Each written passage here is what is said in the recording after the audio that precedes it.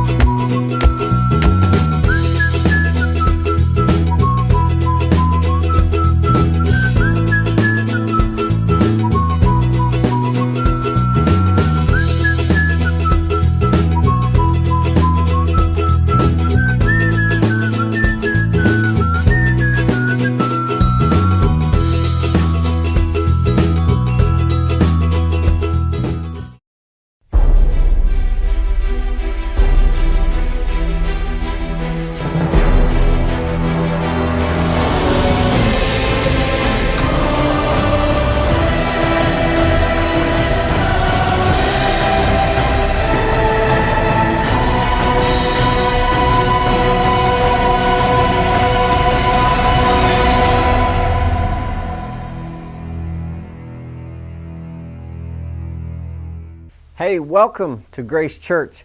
If you haven't yet, be sure to go ahead and share this. If you're watching this on Facebook, we're also streaming this over YouTube Live too. But if you're on Facebook, you can share it. You can tag a friend. You can start a watch party. There might be someone that you know that needs to hear what we're about to say. And so I just want to thank you for joining in. Let's get into it. Today I want to talk about choices. I just think everything about life is about choices. I mean, everything that we do boils down to the choices that we make, good or bad. I don't know if you've ever played that game before. I love playing that game, Would You Rather? In fact, I've got some questions here that we're going to go through. Just a little game to have a little bit of fun about would you rather. Just give you some options here. And what you can do is when I say the would you rather, put it in the comments which one you prefer. Okay, so leave a comment on some of these. So here's the first one. Would you rather be in jail for a year or lose a year of your life? And I'm not going to give you my answer probably on all of these, but I kind of feel like I think I would not take the year in jail. I think I'd rather have a year at the end of my life taken off. Anyways, tell me what you would have done. Here's another one. Would you rather be covered in fur or covered in scales? This one's a weird one. And I just put some thought to this, and I was just like going down a rabbit hole, and I was like, definitely fur. I definitely would rather be covered in fur than scales. And so tell me what you would have done. Here's another one. Would you rather always be 10 minutes late or always be 20 minutes early? I'll tell you right now, it's a pet peeve of mine. Anybody that knows me knows that I hate being late to anything. I would much rather, and in fact, I require everyone in our staff to be at everything 10 minutes early. So definitely that one for me. Would you rather have one real get out of jail free card or a key that opens every door? This one would probably take you some time to think about this one, but leave us your comments. Would you rather be able to control animals or electronics with your brain, with your mind? I'm not sure which one I want on that one. I don't know. I'm still undecided.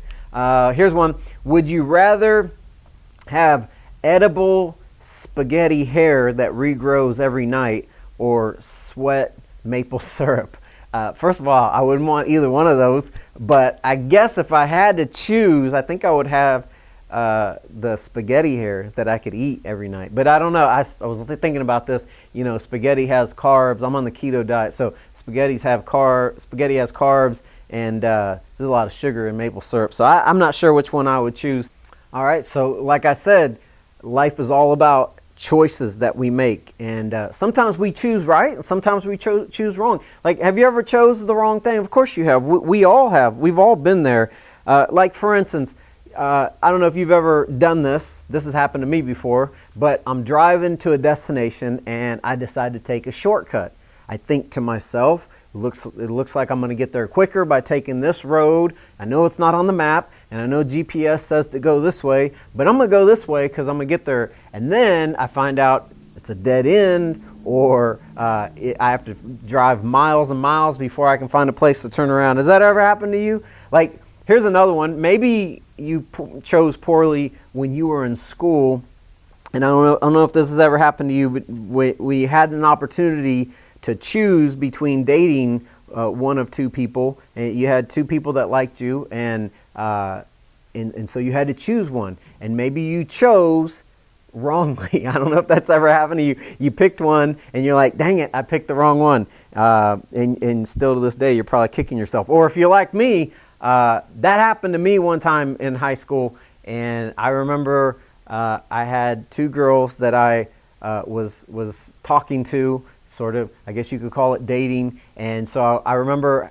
thinking to myself, I need to choose one, but I had this bright idea. It's like, maybe I'll just date them both and they won't find out about each other, even though we all go to the same school. And it didn't work out so well because they showed up at the same party at the same time. Anyways, that's a whole nother story.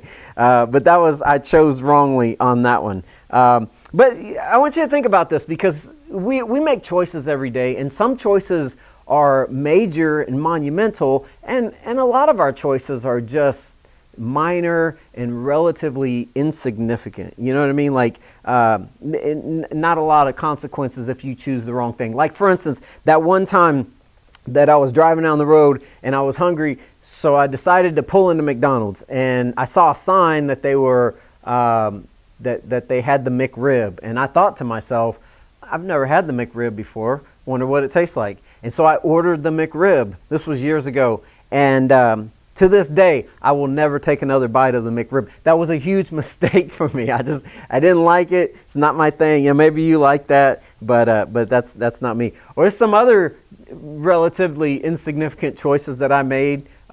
Maybe they weren't so insignificant. I remember being back in high school, and I decided that I was going to grow my hair out into a mullet, right? This was way back in the day. A lot of people, everyone had mullets, so it was kind of the in thing, but it shouldn't have been. You know what I mean? Like, that was just a horrible choice. Like, as a whole culture, it's like, what were we thinking? You know what I mean? I kind of looked like the Tiger King guy.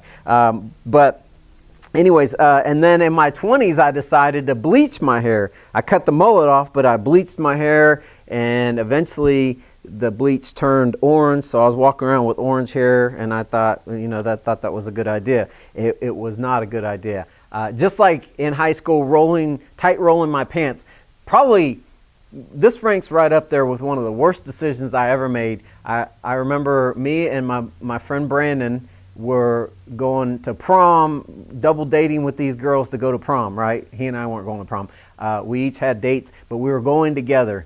And I think I was driving my mom's car. But when we went to go pick up our tuxedos, this is like early 90s, and so we had the bright idea, let's tight roll our jeans. If you go on my Facebook, you can see the picture where he and I had our pants tight rolled, and it just looked ridiculous. And I was like, we did it, and I looked down, I was like, that's a good decision right there. And still to this day, I'm like, that was not a good decision. I have no idea what I was thinking. But those are relatively insignificant choices. But we think about this, we make big choices all the time that will determine the direction of your life. Like, for instance, what school to go to. Like, if you decide on a career path, right, and to go to college, if you pick the wrong one, you're going to have a rough time in life.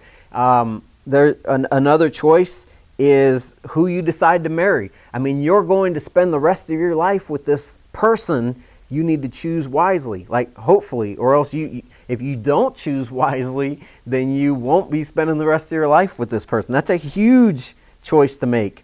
I know people that have made choices like myself. There was a time when somebody offered drugs and you're at a party and you're like, it's a small choice that turned into, because now you're hooked, right? And then that took years out of your life because of one seemingly insignificant choice turned into something huge that radically altered your whole life. So we have to be careful about that. Sometimes we talk about this in terms of buyer's remorse. Have you ever had buyer's remorse before? I know I have. Again, sometimes there's things that are just small, minor things, like you're standing at the checkout line at Walmart or the grocery store, and there's something there that's maybe 50 cents or a couple dollars. Okay, you buy that and you have buyer's remorse. Okay, no big deal. It's not the end of the world. But what about if it's a house? Like what if you buy a house and it's the house of your dreams, and then after you close on the house, you go home and go, man, I should have done like an internet search in my neighborhood and see how many pedophiles live. And you do an internet search and you find out that there's one on each side of you, and your whole neighborhood's littered with them, and now you got buyer's remorse, right? Or maybe it's, you bought a car and it looked good, it drove good until you got off the lot and you got it home, and then you realize I bought a lemon, right? And it's now your car, now it's your lemon. That was buyer's remorse, right? We see this, I see this all the time, buying stuff on Amazon. I mean, I buy stuff on Amazon all the time. Have you ever bought something on Amazon before where the next day it arrived at your house and you took it out of the package and it's like miniature, like it was full size, and I'm like, what? It was full size in the picture. What happened? This is like miniature. I don't understand. Did it shrink on the way in the truck from them to me? Did it shrink down? And no, it didn't. I'll give you a great example of buyer's remorse. So most people that know me know I'm pretty passionate about sports, and about my favorite sports team is the Kansas City Chiefs, which are Super Bowl champs right now, the reigning Super Bowl champs. Just throw that out there. And so if you're not a football person, if you're not a sports person, this may not affect you that much. But if you know, like if you're really tuned into the NFL, you know that Patrick Mahomes, who is the best quarterback in the NFL right now, and but he was drafted in 2017, so 3 years ago, and when he was drafted number 10. The Kansas City Chiefs moved up a lot of spots and traded a lot of stuff away to trade for him, to draft him, because they felt like he was going to be the future and they saw something in him. But did you know that there were 9 other teams that passed on him? There were, the very first pick was the Cleveland Browns, who needed a quarterback at the time, and they looked at Deshaun Watson, they looked at Patrick Mahomes, they looked at all the quarterbacks and like, you know what, we're going to go with it. We're going to pass over them. We're going to go with a defensive player. And then the very next pick, number 2, was the Chicago Bears, who picked Mitchell Trubisky. They looked at Mitchell Trubisky and Deshaun Watson and Patrick Mahomes, and they were like, we think Trubisky's going to be the best one out of that group. And you want to talk about buyer's remorse. And 9 of them, I just went back today and I was looking through the list. All 9 of them could have used a quarterback. And really every team in the NFL could have used that. They're kicking themselves that they didn't choose Patrick Mahomes. It's just the way that it is. A lot of buyer's remorse. So I started thinking about this. I did a little demonstration, with my kids earlier today. And I wanted to have them make a choice between 2 eggs and 1 egg. So they each had 2 eggs to choose from. They could only choose one. And then 1 egg was a prize. Could have been money, could have been candy. And the other one, if they chose wrong, it had a chore that they had to do. And so we recorded it, and here's that video right here. Check this out. So one's positive, one's negative. So we're going to go oldest to youngest. So Josiah, you go first. Open it up and show us. The darkest. I can already tell it was a chore. What's it say? I can tell which ones they are. Clean the yard. We cleaned that like yesterday. Gotta clean the yard. We cleaned that like yesterday. Open the other one and show what was in it. The one you don't get. What is it? Well, I was gonna pick money. It's $5. Okay, set it down. You don't get that money. Grace, it's your turn.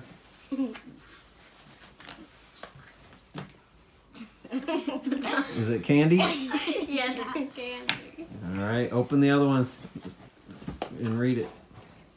That was your chore that you don't have to do. A chore?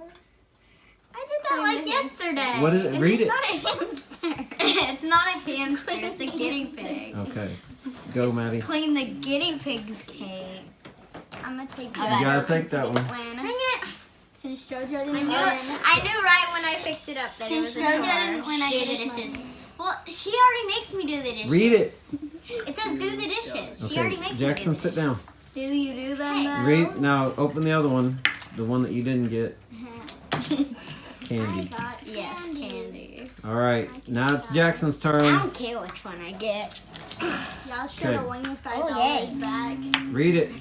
What did he? I don't care what I Read it. Finally has. Okay, read it. It's written right there.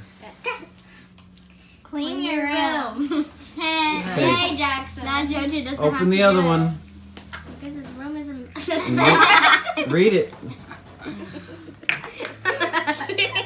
See, either way, you're gonna have to do.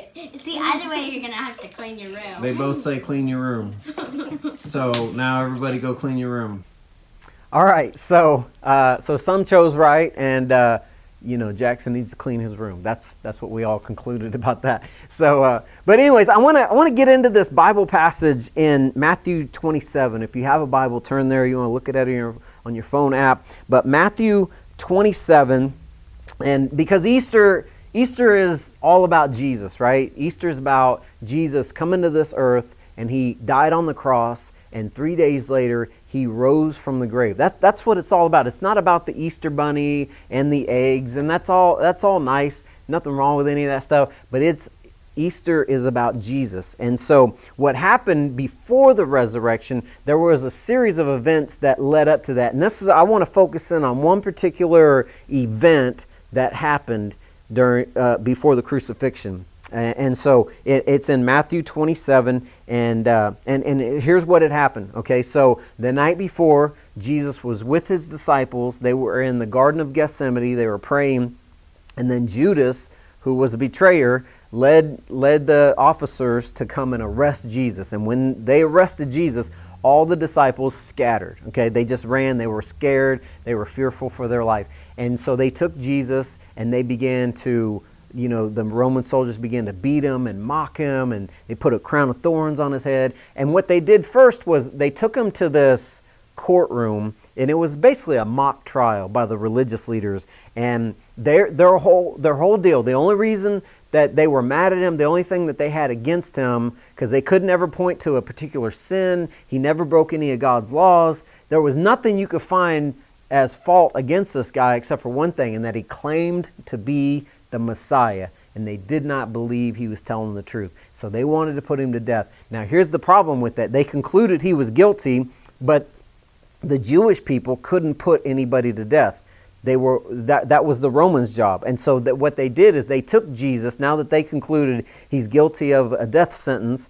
Now we can't put him to death, but the Romans can. So they took him to Pontius Pilate. Pontius Pilate was the governor over that area. And so they paraded him there, and they said, here, we want you to try this man and convict him, and we want you to crucify him. And Pontius Pilate goes, well, what did he do? And they said, it was kind of a funny thing, because they go, well, look, we wouldn't have brought him to you if he wasn't a criminal. And he goes, well, what did he do? And come to find out, he just claimed to be God. So Pilate went to Jesus and he interviewed him, and he talked with him, and he said, they want to kill you. What do you say for yourself? And so they had this conversation going back and forth, and Pilate's wife even came to him the next day and was like, you need to leave this guy alone. He's innocent. I had a bad dream about him last night. Don't mess with this guy. So Pilate wanted to release Jesus because he met with him, he interviewed him, he interrogated him, he even had him flogged and beat. And he goes, I find there's nothing that he has done worthy of death. That's what he told the religious leaders. So he's going back and forth with them, and they're still insisting that Jesus is crucified. So this is where we pick up the story in Matthew 27. Here's what it says. It says, now it was the governor's custom each year during the Passover celebration to release one prisoner to the crowd. This is a weird thing. I don't know where this came from, but this was like just a weird tradition that they would release a prisoner every Passover. It says anyone they wanted, okay? And it says this year there was a notorious prisoner, a man named Barabbas, okay? As the crowds gathered before Pilate's house that morning, he asked them, which one do you want me to release to you, Barabbas or Jesus, who is called the Messiah? And then in parentheses here it says, he knew very well that the religious leaders had arrested Jesus out of envy. So he knew what was going on. He knew they didn't have anything to hold him on as far as a charge goes. He had no guilt. He didn't do anything wrong other than say, I'm God. And they were like, that's blasphemy. We're going to kill you. And it's just crazy to me that they would do it. So here you have, this is the choice, okay? I told you, everything's about choices. And right now, Pontius Pilate brought two men out. And he brought Jesus out. And he says, okay, there's a tradition. I release a criminal, a prisoner to you every year on Passover, and it's Passover. So I have two men here. There's Barabbas and there's Jesus. And he goes, which one do you want me to release? Now I started thinking about that. I was like, man, these two people couldn't be more opposite. I mean, polar opposites. On the one hand, you have Jesus, he's Jesus, but they didn't know everything that we know about Jesus now. I mean, they saw the signs and miracles, they saw him preach, and the only thing he ever really did was kind of step on their toes in some of his teaching and preaching. But he was a nice, mild-mannered person who fed people and healed people and did kind things for people his whole life. There's Jesus. And on the other side was Barabbas, who was a murderer. There's another passage about him and other places in Scripture that tell us that he was a leader of an insurrection. So basically, he got a group of guys together. They were going to overthrow the Roman government. And at some point, he had killed people because they referred to him as a murderer. So there's your two choices. Okay, Pilate brings them out. He goes, okay, I'm going to release one of these guys to you. It's Jesus or it's going to be Barabbas. And I'm sure Pilate's thinking, that's a no-brainer. I mean, this guy's a murderer and this guy does nothing but heal people. I mean, I don't really believe in this religious stuff, but he's a nice guy. He's not ever done anything worthy of death. And so that's what their choice was. And so Pilate goes, which one do you want, Barabbas or Jesus? And here's what their response was. The crowd shouted back, Barabbas. That's who they wanted to release. I read that and I was like, what? How could they possibly do that? Now, one caveat here, I want you to think about this, because in their defense, the crowd, in their defense and the religious leaders, they just didn't believe Jesus was who he said he was. I mean, even though he fed the 5,000 and he healed people, there were times where he brought back dead people from the grave. I mean, he did all these signs and wonders and he preached good news to people and he did all these things. But he also said he was God. And they also wanted him to overthrow the government, and he wasn't willing to do that. And so he just kind of rubbed them the wrong way. But they didn't. So in their defense, they just didn't believe Jesus was who he said he was. They thought he was a liar. And so as a result, and I'm not sure why the result was, hey, let's kill him because we don't believe you are who you say you are. But that's what they concluded. And so they chose Barabbas over Jesus. Now, I thought about that and I was like, man, I wonder if I was in the crowd 2,000 years ago, would I have joined in with that? I probably would have. You probably would have. But, I thought about Jesus, what maybe he was thinking right there. He was standing there going, well, let's see. It's me, the creator of the universe, versus this murderer. And they're going to pick the murderer. You know why? Because we always do. Listen, Jesus is used to being picked over. He's used to people picking other things over him. So let me just do this little exercise with you, because I just thought about this and I thought, so in everybody's life, it's Jesus versus everything else. And I've looked at the world and I've seen how people have, as it relates to religion, you got Jesus and you got every other religion, and people regularly pick the other religions over Jesus. Okay, so he's used to that. And sometimes it's Jesus versus apathy. So it's someone just going, I just don't really care about religion. I don't even really care about Jesus. I don't care about God. I just want to live my life, and I don't want anyone telling me what to do. So that's sort of apathy. I know that there are people who have chosen drugs or a relationship with the opposite sex over Jesus. People do that all the time. People choose, if it's Jesus versus chasing pleasure, worldly pleasure, and partying and doing all these things. People choose that all the time. They're not directly opposed to Jesus. They just don't want interfering. You understand what I'm saying? And the craziest thing is when I see Christians doing that. And before I judge too harshly, that happens in my life too. So it's basically every morning when I wake up, I have a choice. Every morning, every single morning. This morning when I got up, there was a choice. Do I want to follow God's way and will for my life, or do I want to follow my own will? Or do I want to chase after worldly pleasures? Or do I want to follow the devil's scheme for my life? That's the choice. Every day I get up, it's like, do I want to go with Jesus, or do I want to go away from Jesus? Do I want to go my own plan? That's every Christian. And I want to encourage you, if you're listening to this and you are a Christian already, please, you are the regrets that we're going to have at the end of our life are picking other things over Jesus. We will never regret putting Jesus first in everything in our life. So let's go back to the story in verse 22. It says, Pilate responded, then what should I do with Jesus, who is called the Messiah? It's because they want Barabbas. And they shouted back, crucify him. Why? Pilate demanded. What crime has he committed? But the mob roared even louder, crucify him. And they just kept shouting, crucify him, crucify him. And it blows my mind that that's the choice. You got Jesus and you got a murderer, Barabbas. And they chose Barabbas, and they chose poorly. And it reminds me of, there's a movie, I don't know if you've seen this movie, Indiana Jones, and he's got several of them, but I think it's The Last Crusade.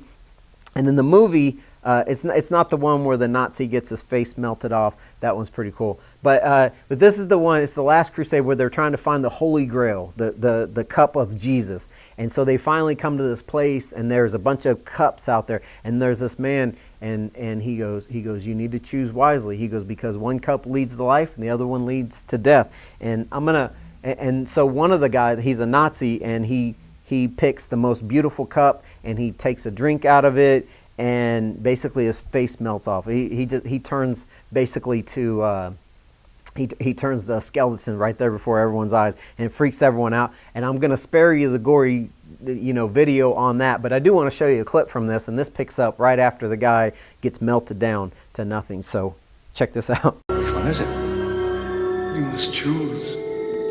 But choose wisely.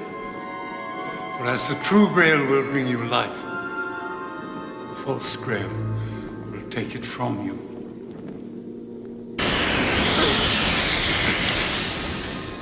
He chose poorly.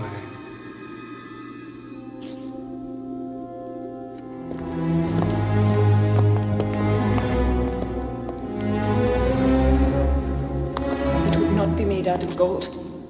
That's the cup of a carpenter.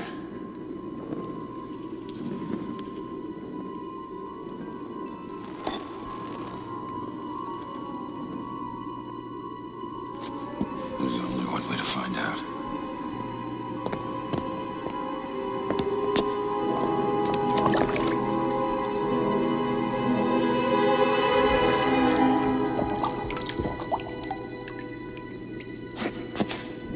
You have chosen wisely. So the guy chose poorly, right? And Indiana Jones, he chose wisely. He picked the cup of a carpenter, just a simple cup that Jesus would have had. And I do believe that that's probably accurate.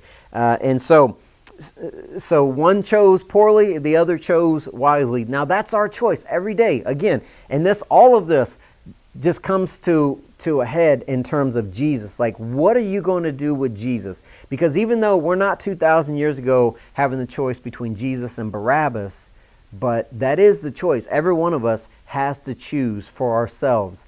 Even our kids, even if you're a Christian, your kids have to choose for themselves. They can't cling on to your faith. I've heard it said before that God has no grandkids. God only has kids. So you're either a child of God or you're not. You can't cling to your parents' faith. And so I wanted to show you this passage. This is in the Old Testament. This is God. This is Moses talking to the children of Israel, kind of imploring them to choose God. Don't choose the world, choose God. Here's what he says. He says, today I've given you the choice between life and death. And I like that because that's the choice we're faced with. If it's Jesus versus anything else, it's between life and death. Jesus is life and everything else is death. Look, he says, between blessings and curses. Now I call on heaven and earth to witness the choice you make. Oh, that you would choose life so that you and your descendants might live. You can make this choice by loving the Lord your God, obeying Him, and committing yourself firmly to Him. I just like that right there. If I could circle this in my Bible, I would. Just committing yourself firmly to Him. This is the key to your life. And if you love and obey the Lord, you will live a long life in the land the Lord swore to give your ancestors. Now again, this is Old Testament stuff. This is Moses talking to the children of Israel. But I think the principle applies to us too. And he goes, you'll live a long life in the land that the Lord swore to give your ancestors, Abraham, Isaac, and Jacob. All right, so that's the choice that we're faced with. And I want to bring this into a close, and I want to thank you for joining in. But I want to challenge you with evaluating where you are at in your life.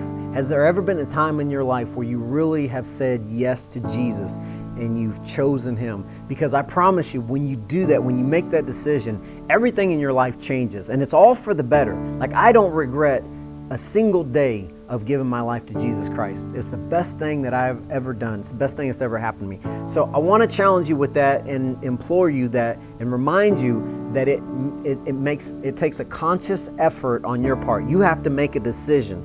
And I want to give you this illustration. I want to tell you this illustration, just kind of explain it. So just imagine with me, this would be pretty cool too, by the way. Imagine that you're at a restaurant with your whole family, extended family, whatever. You're having a big party or whatever, and you're ordering the most expensive thing on the menu or whatever. And it comes time for the bill to be paid. And the waitress comes over and says, someone's already paid the bill. And you say, well, who? Well, they didn't want to say who they were. They just wanted to do it anonymously. But your bill has been paid. It's been paid in full. You're free to leave. Now, at that point, you have a choice. You really just have two choices. You can say thank you to whoever did that, or you could go, you know what, I don't like taking help from people. I'm going to go ahead and pay this myself. And I'm sure that whatever restaurant it is would take your money too. I know if I owned a restaurant, I would take your money. I'm just telling you. So you could pay that on your behalf, even though it's already been paid. So what I want you to understand is that if that happened to us, the bill was taken care of by another person. And all I have to do is just receive that and say thank you. That's how it is with a relationship with Jesus. Because Jesus, I promise you, 2,000 years ago, when He was on the cross, His last words were, "It is finished." And you know what? He wasn't building a bathroom. He wasn't putting new countertops in His kitchen. He was dying for your sin on the cross. He was literally, I want you to think about this. So He took Barabbas's part. And by the way, when He was on the cross, He was thinking of Barabbas too.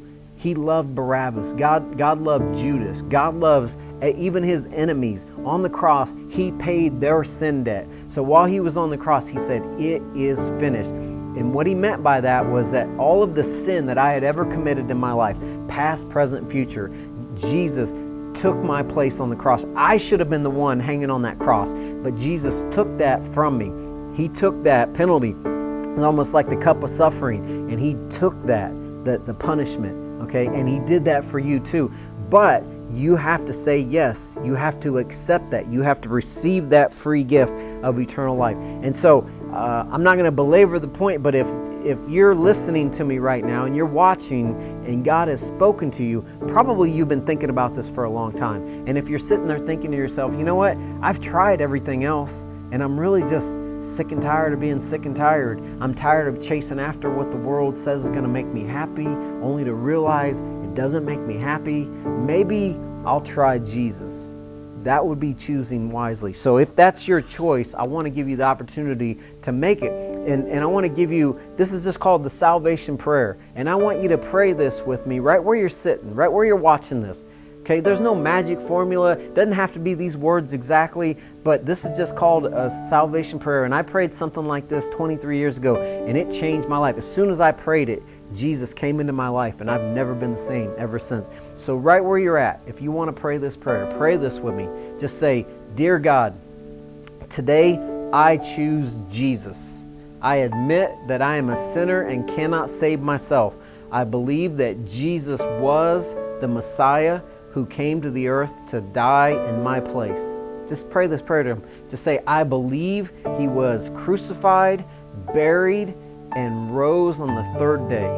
I receive the free gift of eternal life and promise to follow you the rest of my life. In Jesus' name I pray."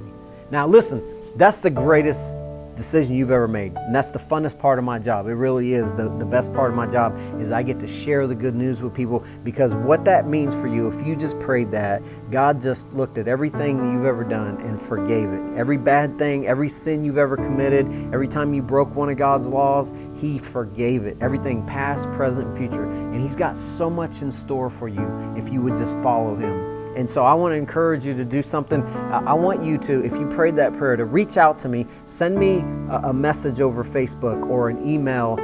You can go to our website, gracesfree.org, and find lots of information. But I have a next step packet that I want to send out to you if you just gave your life to Jesus. And I promise you the best is yet to come.